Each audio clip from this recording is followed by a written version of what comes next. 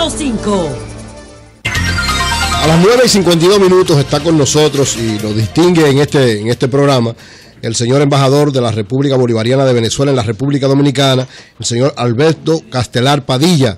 Gracias, señor embajador, sobre todo gracias porque usted estaba planteado como la entrevista principal y nos llegó un invitado especial también y tuvimos entonces que proceder a la entrevista con él. Gracias por esa actitud de esperar, de ser condescendiente en eso, y como siempre, el Sol de la Mañana es un espacio para poder conocer lo más ampliamente posible la situación de Venezuela, y por eso queremos conversar con usted. Sé que hoy mucho su paciencia y su humildad. Así reconocemos la importancia suya por su posición y como ser humano, y suponemos que entiende las características de un medio informativo, que de repente se presentan situaciones imprevistas como la del congresista estadounidense. Gracias, de verdad. Bueno, muchas gracias a ustedes por la cordial invitación que me han hecho a participar en el programa. De verdad, para mí era una expectativa importante acompañarlos.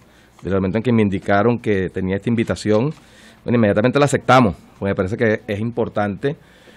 Primero por la alta sintonía que tiene el programa y bueno, la posibilidad de dirigirnos al pueblo dominicano, al cual le envío un saludo solidario desde acá, desde la emisora El Sol. Así es. Y bueno, yo estoy a la orden acá para responder las interrogantes. Bueno, antes de que hablemos de la situación propiamente de Venezuela, sé que hoy hay una actividad muy importante que va a ser la embajada justo en el lugar donde vivió Hugo Chávez en la zona oriental, en Los Minas. ¿Es así? Correcto, sí, vamos a estar en Los Minas a partir de las 4 de la tarde, tenemos una hermosa actividad y es porque hoy 14 de abril se cumple el primer año de que el presidente Maduro llegó al gobierno en elecciones. ¿En abril? En abril, sí, hoy es el primer aniversario. Y en honor a Chávez, en honor al presidente Chávez, nosotros estamos justamente en Los Minas, donde él vivió durante 2 años en República Dominicana. ¿Se identificó la casa? Porque había muchas versiones. Hay una vivienda, y justamente en Los Minas Centro, donde vamos a hacer la actividad del día de hoy, que es una actividad por la paz en Venezuela, en conmemoración de ese primer año de la victoria del presidente Maduro. Y bueno, invitamos a todo el pueblo dominicano. Revolución de Abril en Dominicana, Revolución de Abril en Venezuela. Eury, yo puedo hacerle la primera. ¿Cómo no? Ahora yo no puedo dejar, de responder, ya que por cosas del programa no estaba previsto, pero coincidimos con el diputado Charles Rangel. Él hizo una aseveración y yo como embajador de Venezuela tengo que rechazar esa aseveración de unos supuestos insultos del presidente Chávez hacia el presidente Obama. Nosotros como venezolanos no acostumbramos a este tipo de situaciones como la que presentó el parlamentario de insultar.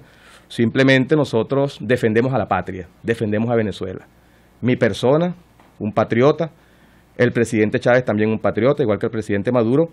Y más bien lo que desearíamos sería tener una relación armoniosa con el gobierno de Estados Unidos, que el presidente Obama, que su gobierno, que el Departamento de Estado deje de instigar a la violencia en Venezuela, que no pretendan seguir apoyando golpes de Estado como lo hicieron en el año 2002 contra el presidente Chávez, y que ojalá el diputado le pueda llevar este mensaje al presidente Obama, se lo con mucho cariño, aprovechando este espacio, que el diputado Rangel le lleve el mensaje al presidente Obama que no siga respaldando a las personas que generan violencia en Venezuela y que acepte, ojalá, más temprano que tarde, al embajador que Venezuela ha designado para Estados Unidos y poder establecer unas relaciones de respeto en primer lugar. Nosotros como país soberano, lo único que pedimos es respeto hacia Venezuela, respeto al presidente Maduro y respeto al presidente Chávez. Más bien en Nueva York, fíjate, nosotros, creo que el diputado es de Nueva York, nosotros allá le damos, desde el año 2005, apoyamos a las comunidades de Nueva York con combustible. Sí, o sea, no solamente Petrocaribe es para... Gratis, no solamente para el Caribe, sino que apoyamos de manera gratuita a los pobres en Estados Unidos y particularmente en Nueva York, donde seguramente, quién sabe si a lo mejor en el circuito electoral del diputado haya personas, no lo sé, pero es posible que haya personas que se beneficien de los acuerdos que el presidente Chávez le ha dado a Nueva York para justamente abastecerlos de combustible, sobre todo en las épocas más frías. Entonces nuestra solidaridad más bien hacia el pueblo de los Estados Unidos, particularmente al pueblo de Nueva York, y nuestro siempre nuestro pedimento, que lo hacemos con dignidad, con orgullo, sin ofender a nadie, porque no estamos para insultar, sino el respeto a Venezuela. Venezuela se respeta, Venezuela es una nación soberana y siempre estaremos aquí de pie con el presidente, con el presidente Maduro para, bueno, tener las mejores relaciones con todos los pueblos del mundo, que es el deseo que tenemos en Venezuela. José. Bueno, yo quiero hacer una pregunta al señor embajador de Venezuela. Yo quiero apelar a su tolerancia, diciendo dos cosas. Primero, nosotros los dominicanos nos parecemos mucho a los venezolanos y tenemos un vínculo de hermandad y de respeto con ese pueblo maravilloso.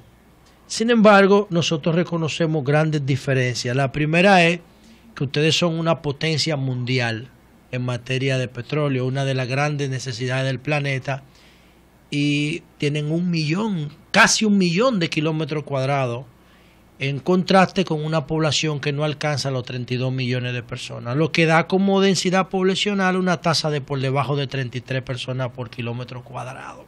Una cosa maravillosa esa ecuación. Sin embargo, el chavismo tiene desde el 97, ¿verdad?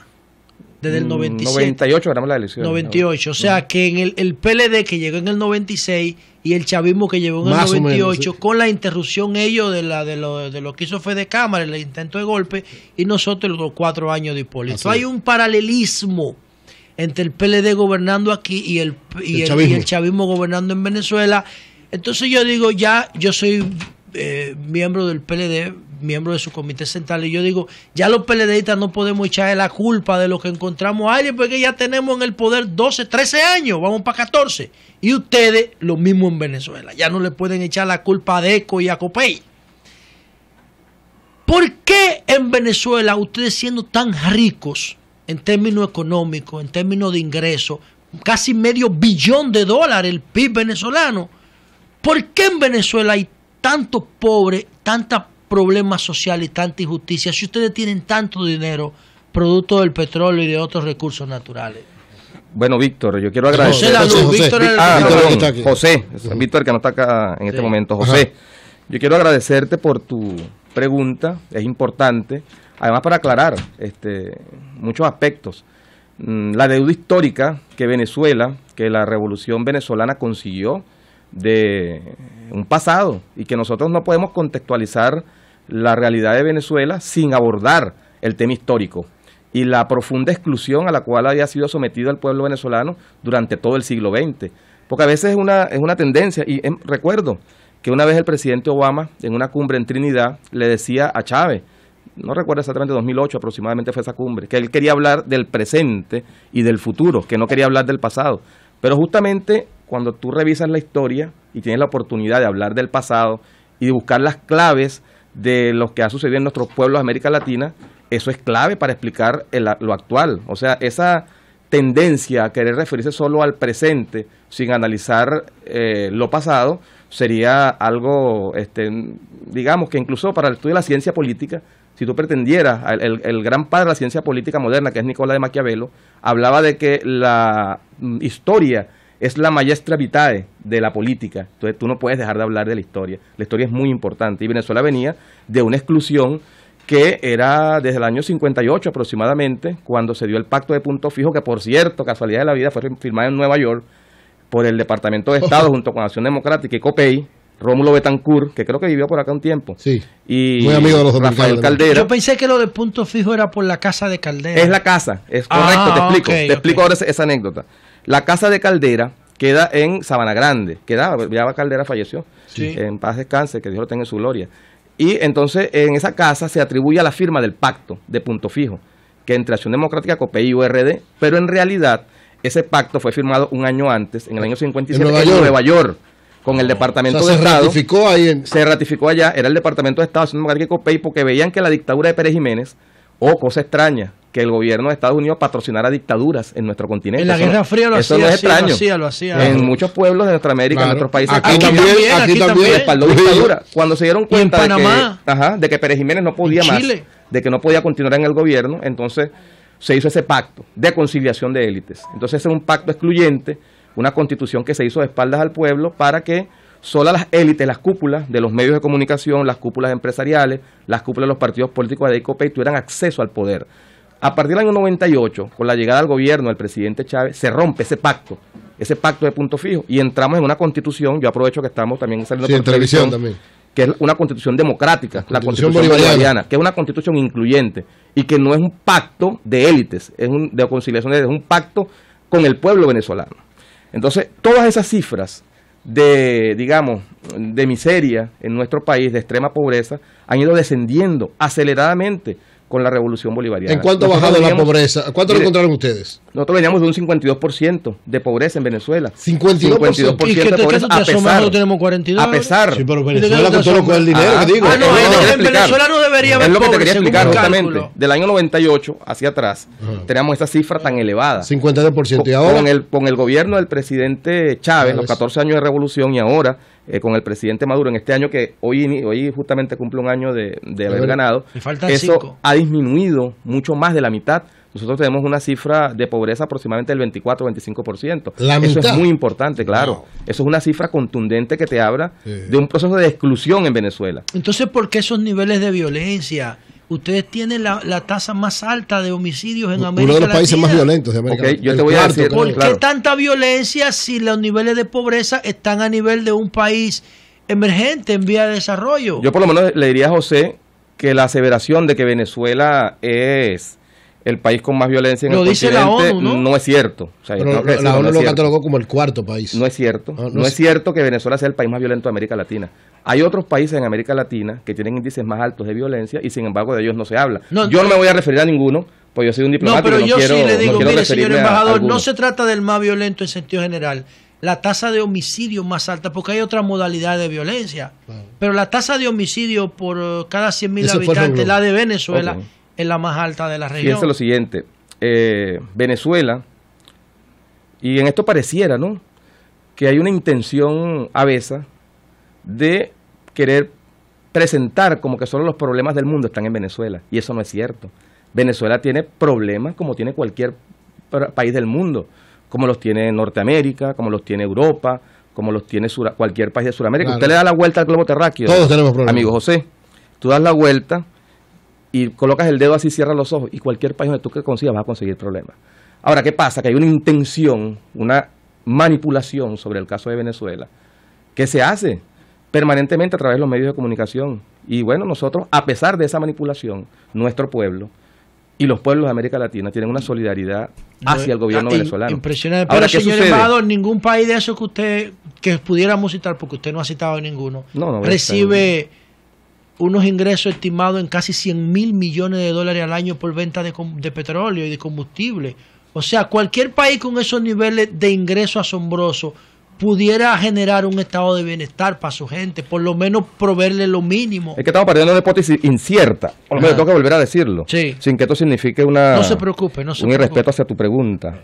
No es cierto lo que tú estás mencionando, es absolutamente falso. ¿Qué? El hecho de que en Venezuela tengamos unos niveles de pobreza que sean superiores a los que hay en otras partes del continente. Yo te puedo decir, por ejemplo, yo te puedo decir, José, permíteme responder, hermano. Si tú me preguntas, yo con mucho gusto te respondo. Está cambiando la pregunta que yo le hice. Te respondo, José. Mira, Venezuela es un país, y con María, que está por acá también, que solamente empezará a hacernos una pregunta.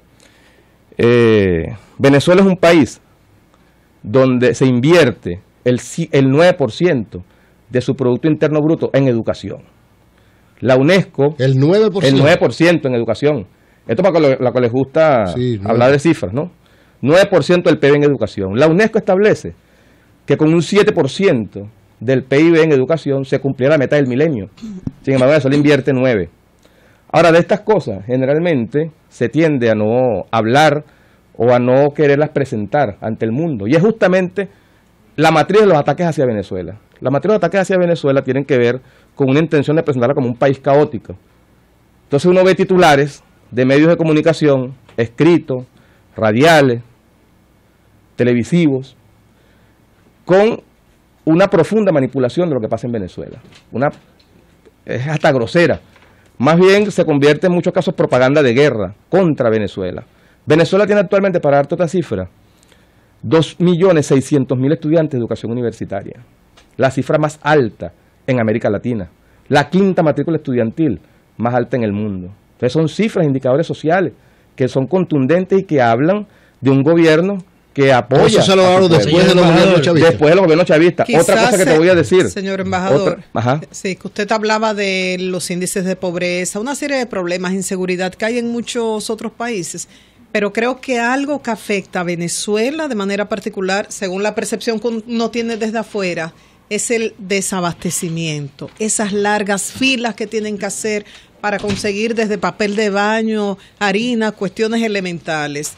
Y luego la salida de los empresarios, que desde el punto de vista de otros países son los que mueven la economía, y esos empresarios han tenido que salir de allá. Quizás eso ha contribuido. Entonces ese desabastecimiento quizás ha incidido en estas protestas. Muy importante tu pregunta, María, y muy inteligente además, porque me permite a mí aclarar el punto del desabastecimiento. Y nosotros en Venezuela, como lo dije al comienzo... Para mucha gente es inexplicable. Claro, como lo dije al comienzo del programa, nosotros no negamos que en Venezuela haya problemas, que tengamos problemas que solventar como cualquier país del mundo.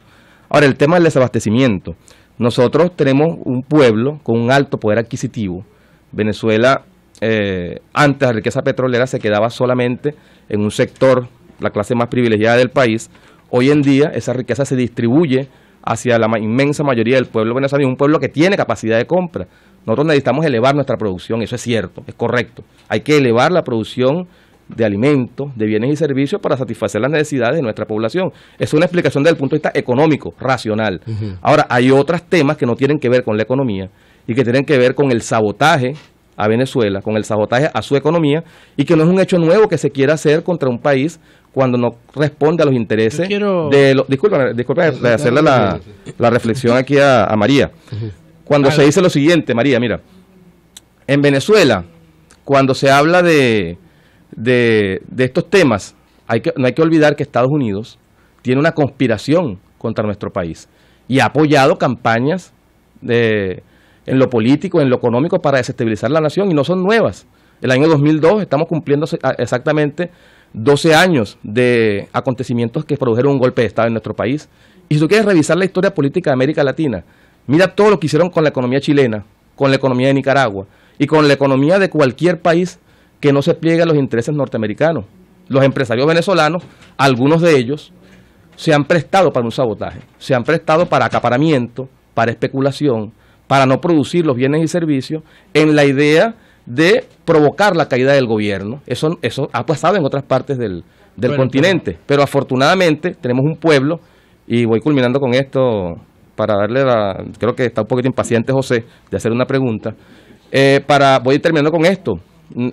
Venezuela, a pesar de esa campaña mediática, a pesar de esa guerra económica, a pesar de todos los intentos por desestabilizarla, ahí está resistiendo. Y por eso el presidente Maduro hoy en día, lejos de disminuir sus índices de aprobación a su gestión, han ido aumentando en estos últimos 2 meses de esta guarimba.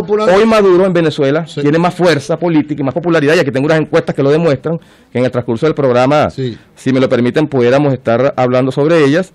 Y eso demuestra, primero, el apoyo del pueblo hacia su gobierno. Y en segundo lugar, a pesar de esa campaña de manipulación, como los pueblos de América Latina y el Caribe, entre ellos el dominicano, y yo tengo que darle las gracias a este pueblo que ha sido tan solidario, que es tan cariñoso y tan afectuoso, que me han invitado hoy a hacer un tremendo acto.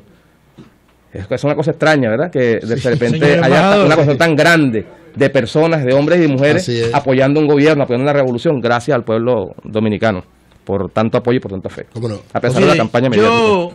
Yo me considero chavista, porque Chávez planteó una ruptura que yo apoyo en términos ideológicos en el área en nuestra región.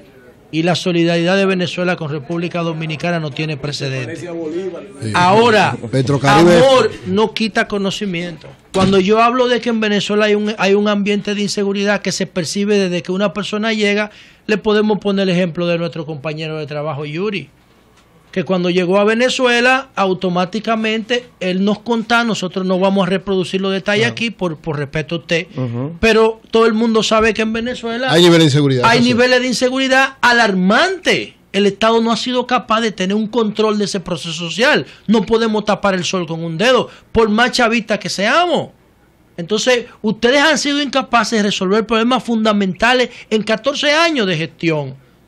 con el control de todo, con el control del Ejecutivo, del Legislativo y del Judicial, de todo, y los controles municipales y de gobernación, todo. O sea, no tienen mucha excusa, porque son 14 años, es una generación completa la que tienen al frente. Entonces nosotros no podemos, lamentablemente, señor embajador, yo no soy complaciente en mi pregunta.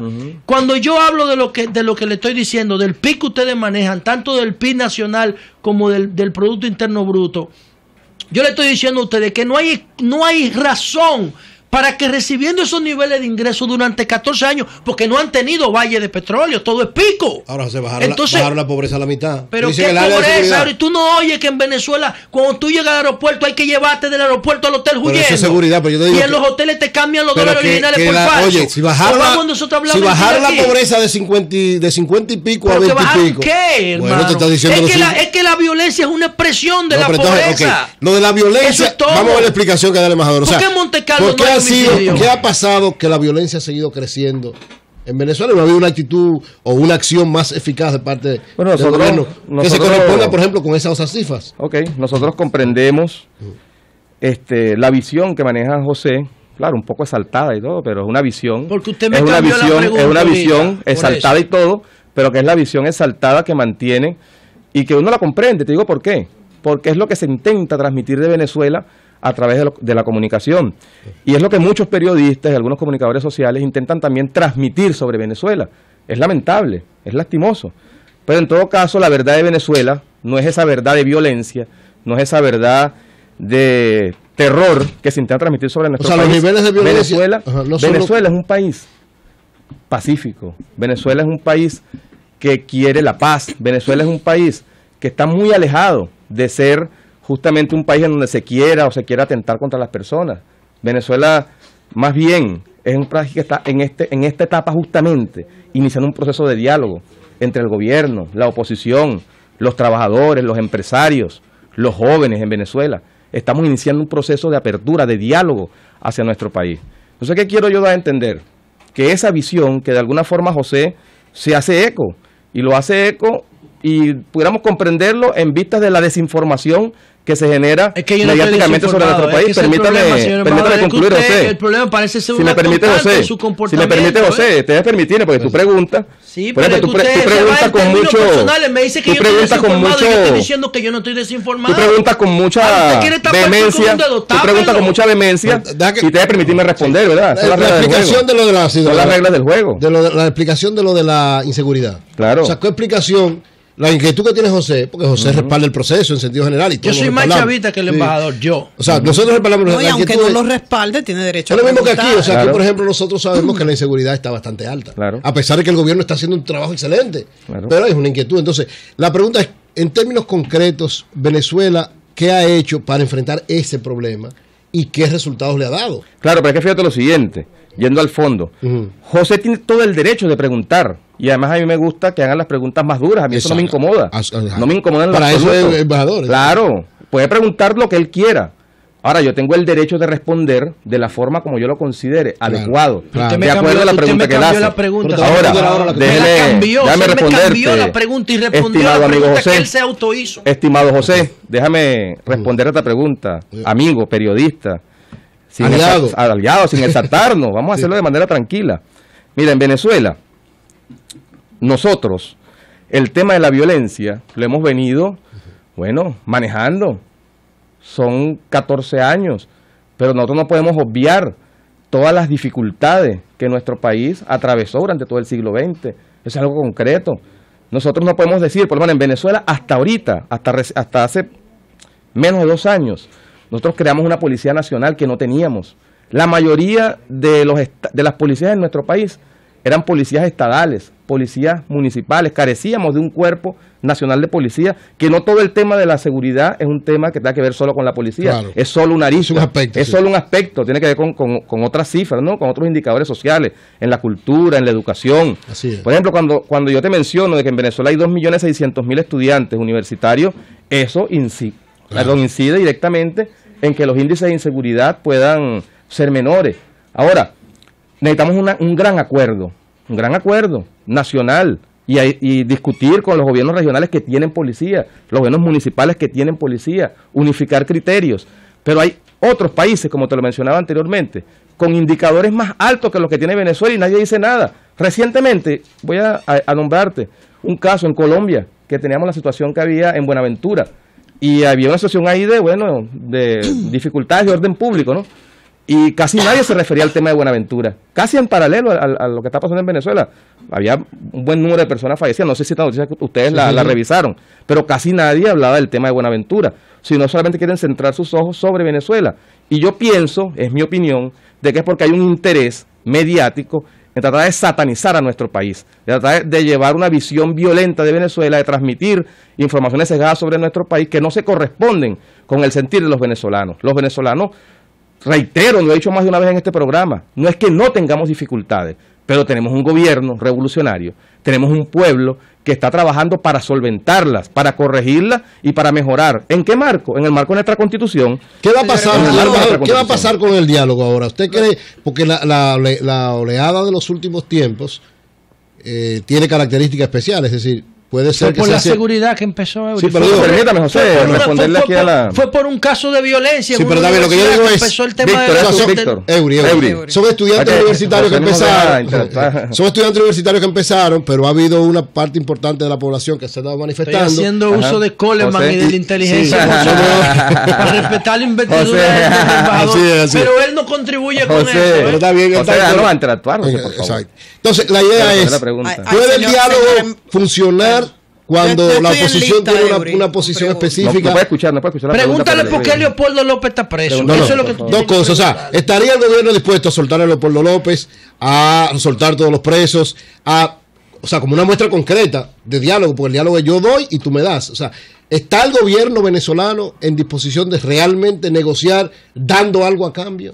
Bueno, en primer lugar, yo tengo que decirte que en Venezuela no hay un proceso de negociación. No hay negociación ni tampoco hay anarquía. En Venezuela tiene que haber un proceso de respeto a la Constitución. Universalmente, todo lo que tiene que ver con los delitos y lo que tiene que ver con la responsabilidad penal es individual. Okay. O sea, tú no puedes hablar en colectivo y decir, por ejemplo, liberen a todos los presos que pueda haber en Venezuela. Y resulta ser que dentro de ese grupo de personas que han atentado contra la institucionalidad, y que no podemos obviar que aquí hay un intento de golpe de Estado contra nuestro país, igual que lo hubo hace 12 años, nosotros no podemos obviar, por ejemplo, hay personas, hubo un joven en el estado de Mérida que está al suroeste, 600 kilómetros de Caracas, y ese joven intentó envenenar un acueducto de Mérida. Ajá. Vertió líquidos contaminantes contra ese acueducto, fue capturado el joven para matar gente. Para matar gente. Entonces, ¿quién me puede decir a mí que esa persona hay que soltarla? Hay otra persona que fue capturada en Caracas, que incendió un preescolar con 29 niños adentro. O sea, hay que soltar a esa persona. Hay otros que han derribado árboles para colocarlos cometiendo delitos ambientales, ¿verdad? Entonces, se puede decir que esas personas hay que liberarlas. Hay otros que han sido detenidos con armas de fuego. Hay quienes han quemado instituciones, quienes han quemado vehículos.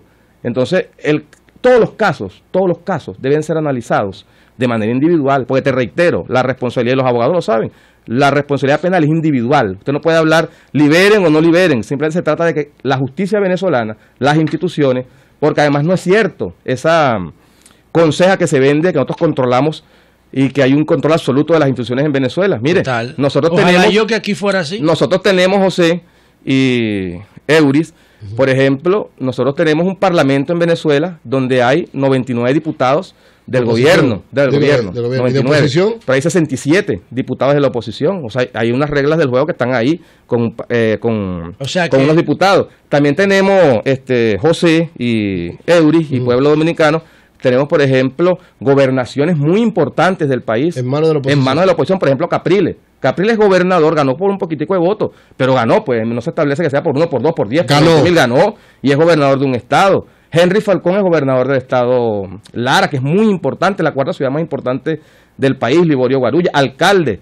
La oposición tiene 75 alcaldes, la revolución tiene 245. Bueno, pero eso fue lo que el pueblo votó.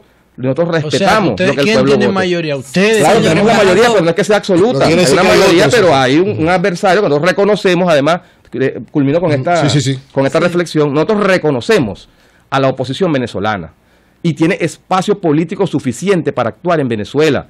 Nosotros, ellos han ganado su proceso y lo que ellos han ganado lo hemos respetado. ¿De qué se trata? De que respetemos esta Constitución y que los problemas que tenemos, que no los estamos negando en lo absoluto, esos problemas puedan ser puedan ser abordados en el diálogo y en el respeto a la Constitución. Más nada. Muchos esperaban el inicio del diálogo, pero al surgir la semana que viene, por intervención de los cancilleres de UNASUR, inicialmente la gente teme que esto llegue a un resultado positivo por declaraciones recientes del presidente Maduro, que iniciando el proceso de diálogo dijo, esto es solo diálogo, aquí no hay pacto, aquí no hay negociación. Entonces, ¿cómo es posible llevar un proceso de diálogo del que se espera un resultado positivo en esas condiciones? Y lo otro, el ver en todo un fascista, un enemigo de la revolución bolivariana, que un intento de golpe de Estado, no les impide ver los problemas reales que tiene Venezuela como cualquier país del mundo. Bueno, te respondo iniciando con el final de tu pregunta. Yo lo he reiterado, ya creo que lo he dicho tantas veces a lo largo de la entrevista, pero hay que reiterarlo, porque lo que abunda no daña. Nosotros no estamos negando las dificultades que pudieran haber en Venezuela. En lo absoluto, no estamos diciendo que seamos un país perfecto, que tenemos dificultades y que queremos abordarlas y solventarlas. Pero como por ejemplo, nosotros tenemos problemas, si tenemos un problema de abastecimiento, no puede ser que la solución sea quemar los camiones que transportan comida a los barrios más pobres de Venezuela. Usted sabe que siempre tenemos problemas en la salud, hay anarquistas en todas partes. Si tenemos problemas con la salud, entonces no puede ser que la solución sea quemar los hospitales o quemar los centros donde asciende la gente más humilde. La solución tiene que ser en el marco de la Constitución y del diálogo. Ahora, tú me decís, cuando yo te digo, hablo de la negociación y la anarquía, porque son dos extremos que nosotros de verdad no queremos ni una negociación que signifique ceder en los principios de la revolución, pero tampoco en la anarquía, que pueda contribuir a que haya desórdenes como los que en estos últimos meses se han estado planificando. ¿Cuál es la respuesta? La Constitución, aquí está.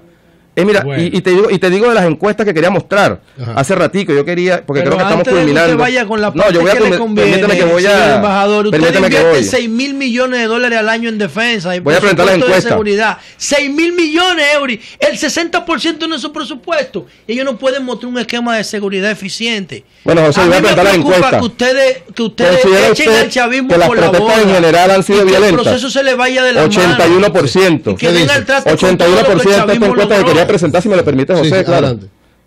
Esto es, ¿considera usted que las protestas en general han sido violentas? 87% de la población. ¿Quién hizo esta encuesta la hace el Instedings Consulting Service, que no es empresa, no es del gobierno, es una empresa que no tiene nada que ver, privada. ¿Considera usted? No es de la embajada. ¿Considera usted que las protestas en general han sido violentas?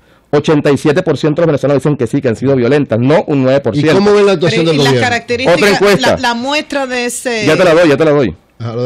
Te la doy. Porque usted sabe que, o sea, lo que pasa es que hay encuestas y hay encuestas. Vamos a esta. ¿Considera usted cuánta confianza o desconfianza tiene usted en que el gobierno del presidente Maduro podrá solventar los problemas del país, tales como, vamos a hablar de estos problemas, desabastecimiento, inflación, inseguridad, que hablabas tú, José, entre otros? Dice, el 63% de la población habla de que sí tiene confianza en el gobierno del presidente Maduro para solventar estos problemas. Y un 36%, ya te voy a dar la muestra, por acá la tengo, déjame culminar y te doy la muestra al final. Otra de las preguntas que hace la encuesta, dice lo siguiente: ¿qué opinión le merecen las conferencias de paz? ¿Qué opinión le merece la conferencia de paz que promueve el gobierno? Son preguntas... 84% dice que le parece positiva. Y el 14,5% que le parece negativa. O sea, un 84%. Va a hablar en contra de la paz? Son preguntas cegadas. Ficha técnica. Perdón, te voy a mostrar esta y ya con esta culmino. Ajá. Si las elecciones en Venezuela fuesen hoy las elecciones, ¿por quién votaría usted? Nicolás Maduro, 55,8%. Líder de la oposición cualquiera, el que se coja de la oposición, 33,7%. No sabe, no responde, 9%. Okay. Esta es una ficha técnica que fue hecha del 10 de marzo a el 16 de marzo. Esta encuesta, el mes pasado. Un diseño muestral estratificado por edad, sexo, clases sociales y geografía en la mitad del país, Amazonas, Caracas, todo el territorio nacional. Pero señor embajador, tan objetivos como son esos datos, tan objetivos son los datos. Dígame. Uno tiene, por ejemplo, colegas que no pueden ejercer el periodismo allá en Venezuela. Colombia tuvo que enviar papel para que pudieran seguir imprimiendo los periódicos.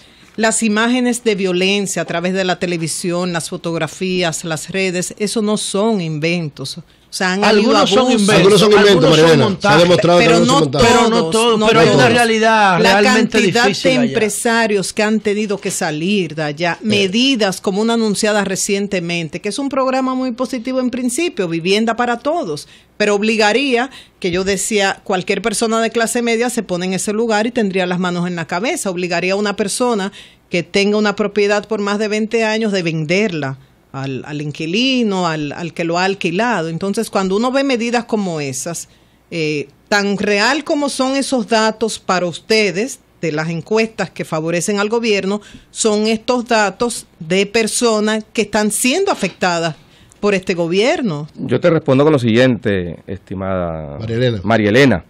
Mira, tan ciertas son estas encuestas, son tan ciertas, que por eso es que la oposición aceptó el llamado del presidente Maduro a las conferencias de paz. Porque en estas encuestas y otras más, yo te voy a mencionar otra, la IBAT, que es una encuestadora muy conocida en Venezuela, o Interlace, 7 de cada 10 venezolanos están de acuerdo con las conferencias de paz que ha convocado el presidente Maduro. Porque nadie va a hablar en contra de la paz. Y con el respaldo que la UNASUR le ha dado a la democracia en Venezuela, lo cual también nos deja otra lección, que cuando no hay intereses foráneos a nuestro continente, como es el caso del imperialismo, cuando esos intereses no están de por medio, pues somos capaces de llegar a acuerdos, de llegar a sentarnos. Entonces, la oposición, viendo estas encuestas que yo acabo de mencionar, porque hay connotados dirigentes de ellos, como el señor Henry Ramos Alú, no sé si ustedes lo conocen. Henry Ramos Alú, él dice esto mismo, que si 8 de cada 10 venezolanos, 7 de cada 10 venezolanos quieren que haya conferencias y rechazan la violencia, ¿por qué entonces no sentarse a las conferencias de paz a discutir en el marco de la Constitución y llegar con el gobierno a soluciones que puedan permitir salir? Es un dirigente opositor. Henry Ramos Alú, secretario general de Acción Democrática. Entonces, la mayor veracidad de estas encuestas son justamente que la oposición acepta el llamado que Maduro viene haciendo hace más de 2 meses a sentarse para hablar de los problemas. Ha sido por la cifra de muertes, cuando ya estamos hablando de 41 muertes, o sea, yo creo cualquiera de las partes quiere sentarse en la mesa del diálogo. Yo te puedo decir algo, mira, el 95% de esas muertes, el 95% han sido provocadas por la violencia de la oposición, colocando francotiradores para asesinar a venezolanos, no importa de qué tendencia sea, asesinarlos de un bando o de otro para generar la violencia. Así fue hace 12 años, José. Hace 12 años fue igual. Muertes de aquí, muertes de allá para justificar el golpe de Estado, justificar la violencia. A eso nos estamos enfrentando nosotros en Venezuela. Usted me permite que yo les recomiende un libro ahora en Semana Santa. Si me lo permite, yo te digo si tiene 60 paginitas. Se llama La Rebelión de la Granja. Lean ese libro porque ustedes... ¿De quién? De Orwell. De George Orwell, La Rebelión de la Granja, un clásico, incluso del anarquismo. Es un libro ideológicamente proclive a ustedes. Léanlo, porque si ustedes siguen con ese comportamiento, van a echar el chavismo por la borda. Finalmente, lo de la actividad de esta tarde, porque vamos a invitarlo nuevamente en otro momento para seguir. Mañana le voy a dedicar mi comentario al embajador Castelar Padilla, porque con él no se puede. Tenemos un compromiso para entonces culminar. Adelante, Amado. Muy nervioso. Tropigas te da la hora.